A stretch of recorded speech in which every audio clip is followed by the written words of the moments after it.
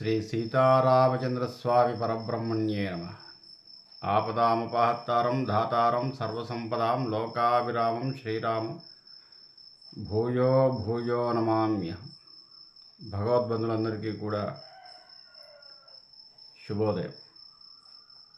శ్రీ విష్ణు సహస్రనామ స్తోత్రము పారాయణంలో భాగంగా ఈరోజు మరొక శ్లోకాన్ని మనం పరిశీలిద్దాం.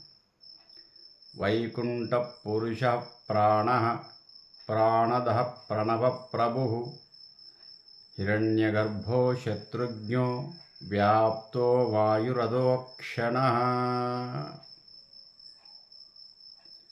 వైకుంఠః,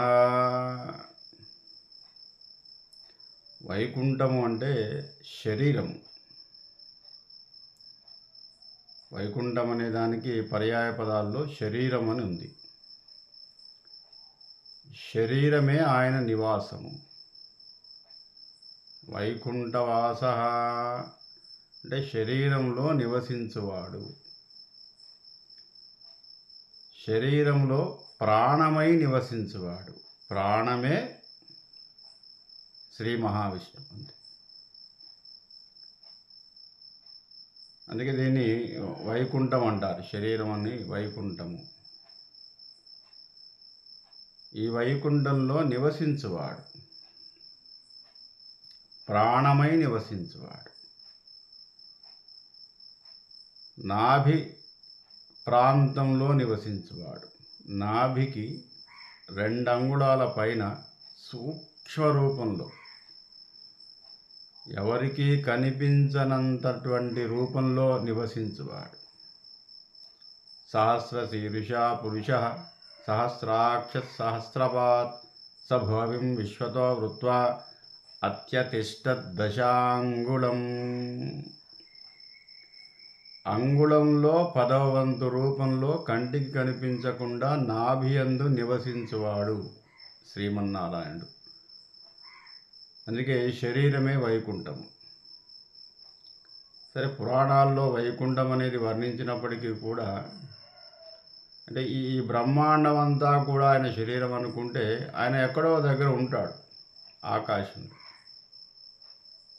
బ్రహ్మాండం అంతా ఆయన శరీరం, విశ్వమంతా ఆయన శరీరం అనుకుంటే ఎక్కడో దగ్గర దశాంగుళంలో ఉంటారు. ఆ ఉండేటటువంటి స్థితియే, ఆ చైతన్యమే శ్రీమన్నారాయణుడు.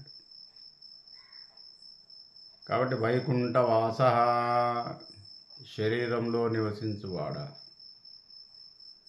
అందుకే మనకు దేహో దేవాలయం ప్రోక్తో జీవో దేవ సనాతన. దేహమే దేవాలయం. దేవుడు నివసించేది ఎక్కడయా అంటే ఈ దేహంలోనే, శరీరంలోనే ఉన్నాడు. ఆయన ప్రాణమై ఉన్నాడు, చైతన్యమై ఉన్నాడు, జీవి అయి ఉన్నాడు. ఆయన దీంట్లో నుంచి వెళ్ళిపోతే ఇంకేమీ లేదు. ఈ శరీరానికి కర్మలు కానీ ఆత్మకు లేదు, జీవికి లేదు.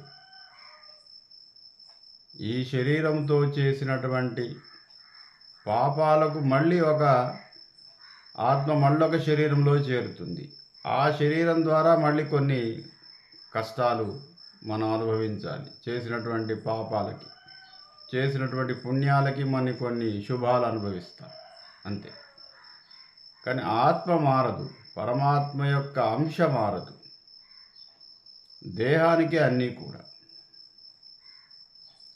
ఈ దేహం ద్వారా చేశావు కాబట్టి, నీ మనసులో ఉన్నటువంటి పాపచింతన కానీ పుణ్యకార్యము కానీ ఈ దేహం ద్వారా చేశావు కాబట్టి పాపపుణ్యాలన్నీ కూడా దేహానికే.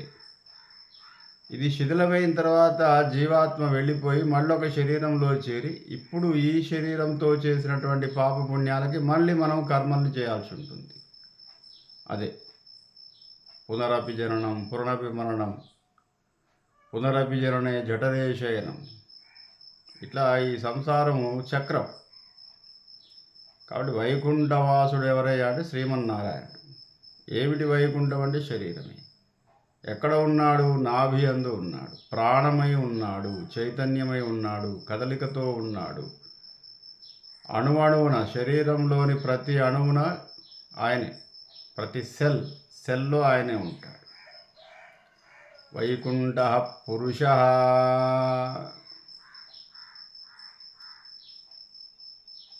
పురుష అన్నా కూడా ప్రాణమే. పురుష శబ్దానికి కూడా ప్రాణము, దేహం అని ఉంది. కాబట్టి ఈ దేహమంతా కూడా ఆయనే అని చెప్పడానికి.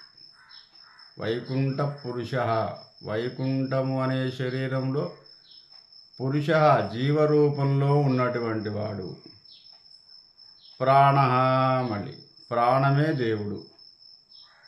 వైకుంఠము శరీరము, పురుషుడు జీవుడు, ప్రాణరూపంలో ఉన్నాడు, జీవాత్మ రూపంలో ఉన్నాడు. వైకుంఠ పురుష ప్రాణ ప్రాణద, అట్టి ప్రాణమును రక్షించువాడు కూడా ఆయనే. ప్రాణమును ధరించినవాడు ప్రాణద. ధరించడమే కాదు, దాన్ని రక్షిస్తూ ఉంటాడు, స్థితికారకుడు కాబట్టి. వైకుంఠ పురుష ప్రాణ ప్రాణద ప్రణవ. ప్రణవం అంటే ఓంకారం. ఓంకారం కూడా ఆయనే. ఈ సృష్టిలో మొట్టమొదటి ధ్వని ఓంకారం. ఓంకారం నుంచే అన్నీ కూడా వ్యాపించాయి. అకార, ఉకార, మకారాల యొక్క కలయిక ఓంకారం. ఈ మూడు కూడా బీజాక్షరాలు. అకారధ్వని బీజాక్షరం, ఉకారము బీజాక్షర ధ్వని, మకారము బీజాక్షరం. ఈ మూడు కూడా కలిసినటువంటి ఓంకారం. ఓం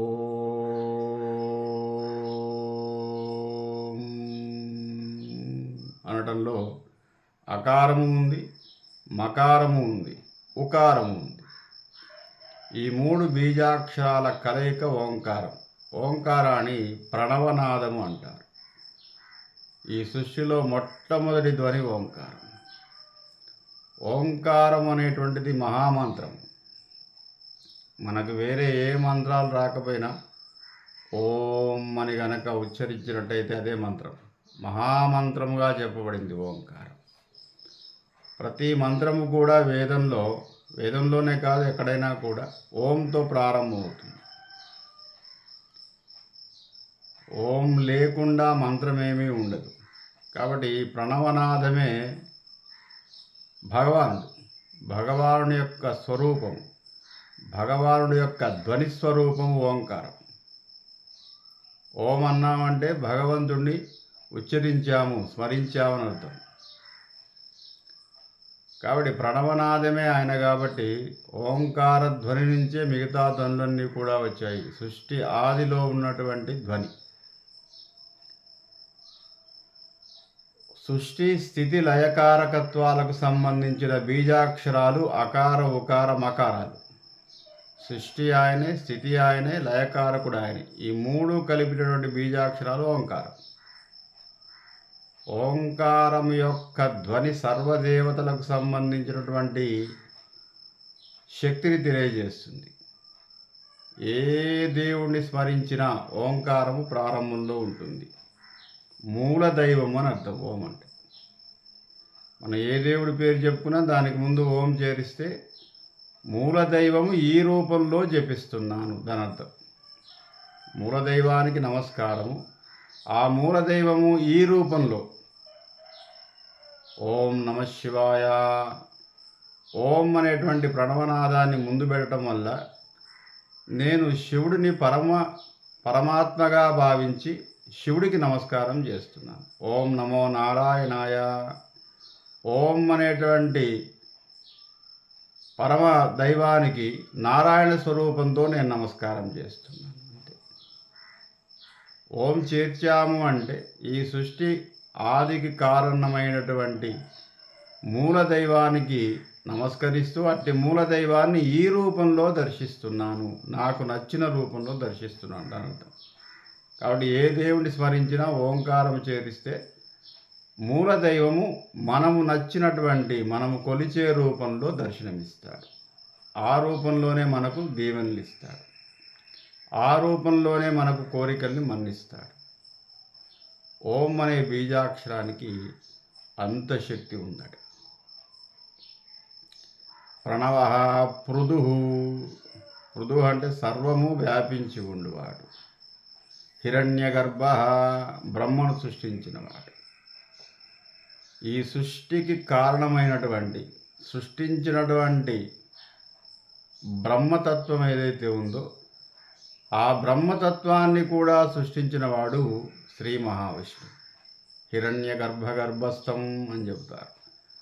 అంటే హిరణ్యగర్భుడు అంటే బ్రహ్మదేవుడు.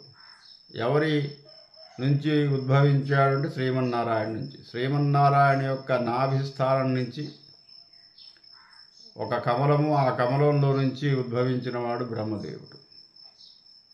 కాబట్టి హిరణ్య గర్భుడైనటువంటి బ్రహ్మదేవుడు. ఈ బ్రహ్మదేవుడు ఏమిటంటే సృష్టికారకుడు. సృష్టికారకత్వానికి సంబంధించినటువంటి శక్తిని సృష్టించినటువంటి వాడు శ్రీమన్నారాయణుడు. కాబట్టి హిరణ్య గర్భ శత్రుఘ్న, శత్రువులను సంవరించేవాడు. బాహ్య శత్రువులు, అంతఃశత్రువులు. అంతఃశత్రువులు ఎవరైనా అంటే 6 మనకి. కామ, క్రోధ, లోభ, మోహ, మదమాత్సర్యాలు అంతఃశత్రువులు. మనిషిని పట్టి పీడించే, సర్వనాశనము చేసేటువంటి శత్రువులు 6 ఉన్నారు. అవి మనలోనే ఉన్నాయి. వీటిని జయించడమే మనం భగవద్ దర్శనం చేసినట్టు. బాహ్య శత్రువులు ఎవరయ్యా అంటే మనకు కనిపించేటటువంటి మనుషులు కాదు, మనకు వచ్చేటటువంటి కష్టాలు. మన యొక్క కర్మ ద్వారా వచ్చే కష్టము బాహ్య శత్రువులు. వాటిని ఎదుర్కోవాలంటే ముందుగా మనం అంతఃశత్రువులు జయించాలి. మనకు వచ్చే కష్టాలన్నీ కూడా శత్రువులు. మనకు భరించలేనటువంటి కష్టాలు వస్తుంటాయి, భరించలేనటువంటి బాధలు ఉంటాయి. అవన్నీ కూడా శత్రువులు. వాటిని సంవరించేవాడు, వాటిని దూరం చేసేవాడు, అంతఃశత్రువులను కూడా దూరం చేయవాడు. కాబట్టి ఆయన శత్రుఘ్న, అంతర్బహిశత్రువులను నాశనము చేయవాడు. కాబట్టి భగవానుడు శత్రుఘ్న. వ్యాప్త, అణువణువున వ్యాపించి ఉండువాడు. వాయు, ప్రాణరూపంలో, గాలి రూపంలో మన ప్రాణం నిలబెట్టువాడు.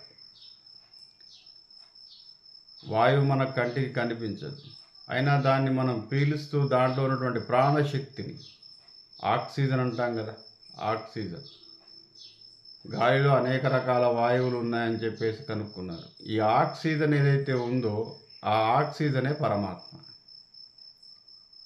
ఆక్సిజన్ ఉంది అని కనుక్కున్నారు, కానీ ఎట్లా ఉందో కనుక్కోలేదు. గాలిలో ఆక్సిజన్ ఉంది కాబట్టి కనుక్కున్నారు, లేని దాన్ని కనుక్కోలేదు ఏ శాస్త్రజ్ఞుడు కూడా. ఈ ఆక్సిజన్ అనే వాయువే పరమాత్మ. ఎన్ని వాయువులు ఉన్నప్పటికీ గాలిలో మనకు కావలసినటువంటి ప్రాణశక్తిని ఆయన ఇచ్చేవాడు. ఆ రూపంలో ఉండువాడు. వాయు రూపంలో మన ప్రాణాన్ని నిలబెట్టువాడు. అదో క్షయము లేనివాడు, ఎప్పటికీ నాశనము కానివాడు, సర్వాంతర్యామి, అణువణువున వ్యాపించి ఉండువాడు, ప్రాణులయందు జీవుడై ఉండువాడు, పరమాత్మ దేహంలోనే నివసించువాడు. వైకుంఠమే ఆయన నివాసము. వైకుంఠము అనగా శరీరము, దేహమే దేవాలయము, దాంట్లో ఉన్నటువంటి జీవుడే సనాతన దైవము అని గుర్తించగలిగితే పరమాత్మకు సంబంధించినటువంటి స్పష్టమైనటువంటి స్థితి గోచరిస్తుంది. అట్టి స్థితి గోచరించడానికి ప్రధానమైనటువంటి సాధనం ఏదయ్యా అంటే స్తోత్రము, జపము, ఆరాధన, పూజ, ధ్యానం.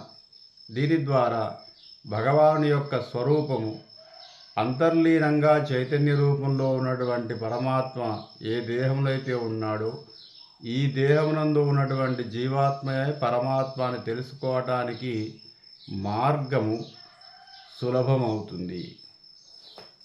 స్వస్తి ప్రజాభ్య.